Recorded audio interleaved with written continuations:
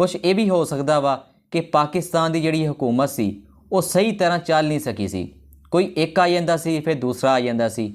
तुसीं इत्थों वेख लो कि 1970 ਦੇ ਵਿੱਚ पाकिस्तान के पहले आम इंतखाबात होए सी। ਜਦੋਂ ਉਹ भी होए तो ਉਹਦੇ ਵਿੱਚ भी रौला बन गया। मुजीबर रहमान जित गए बंगलादेश चों।